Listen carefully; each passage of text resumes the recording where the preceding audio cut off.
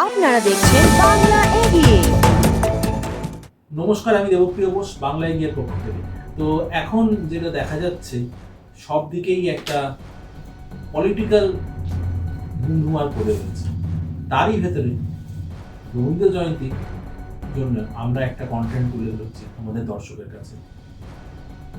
বিকাশ বিশ্বাসের কবিতা, সেই কবিতা আমরা আগেও শুনেছি, কিন্তু আজকে পরিবেশ নিয়ে থেকে শুরু করে অনেক রকমের কবিতা এর আগেও আমাদের বলেছেন, আপনারা আমাদের মাধ্যমে শুনেছেন, কিন্তু আজকে আমরা একদমই প্রাসঙ্গিক রবীন্দ্র জয়ন্তী নিয়ে, রবীন্দ্রনাথের ১৬৫তম জন্মদিনকে উপলক্ষ করে একটি কবিতা জনসাধারণের জন্য উপহার স্বরূপ লিখেছেন।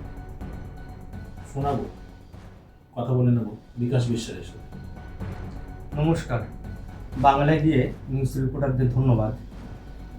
আজ এক বিশেষ মুহূর্ত সামনে এসছে, কবিগুরুর ১৬৫তম জন্মবার্ষিকী। কবিতার নাম বরণ, লেখক আমি স্বয়ং নিজেই, বিকাশ বিশ্বাস। কবিতার মধ্যে ভাবধারাতে বিশ্বকবিকে নতুন করে আহ্বান করা হচ্ছে, আর তার ভাবনা চিন্তা এই কবিতার মধ্যে ফুটিয়ে তোলা হয়েছে। বরণের প্রদীপ জ্বালছি আমি তোমার হৃদয় মাঝে, আকুল মন হয়েছে তোমার ছন্দের সাজে। অঝরে অশ্রু ঝরে তোমার বিহনে, তুমি বিনা শূন্য মোরা মোদের এই ভুবনে। ছন্দ কবিতা গান তোমারই তো অবদান, ভাষার ভাণ্ডার ফুরিয়েছে আজ, গর্বে কি আর নতুন সাজ। সাদা কাগজ পড়ে আছে বেদনা নিয়ে বুকে, তাকে ভালো কি আর সাজাতে পারত বিশ্বকবির থেকে। নতুন প্রভাতের মতো তুমি এসো না আবার ফিরে, বরণ করে নেব তোমায় নতুন নোবেল ঘিরে।